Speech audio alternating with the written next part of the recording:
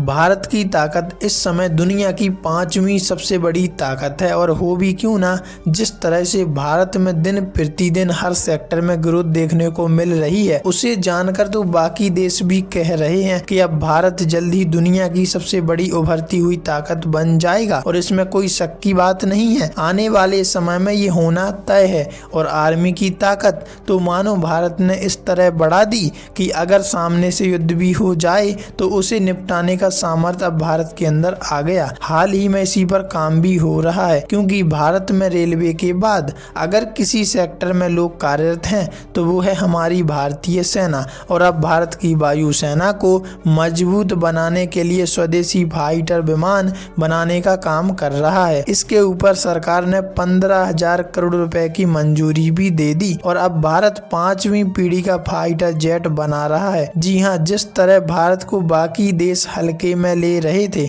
अब वो भी जान गए कि भारत अब रुकने वाला नहीं। इस समय भारत खुद के 5वीं पीढ़ी के लड़ाकू विमान अमाका प्रोजेक्ट पर काम कर रहा है, जो आने वाले 2-3 सालों में पूरा हो जाएगा। रूस भी भारत को यह फाइटर जेट बेचने का ऑफर दे चुका है। रूसी हथियार कंपनी ने बेंगलोर एयर शो में कहा कि विमान की सप्लाई के अलावा हम भारत में इसका ज्वाइंट प्रोडक्शन भी करेंगे। मतलब रूस पूरी तरह से भारत के समर्थन में है इस शक्ति को उजागर करने में, और जल्द ही इस पर काम भी शुरू हो रहा है। इसी बीच प्रधानमंत्री नरेंद्र मोदी के साथ द्विपक्षीय वार्ता के बाद अमेरिकी राष्ट्रपति ट्रंप ने कहा कि इस साल से अमेरिका भारत को कई अरब डॉलर के सैन्य उपकरण बेचेगा, साथ ही F-35 स्टेल्थ फाइटर्स देने का भी रास्ता साफ करेगा।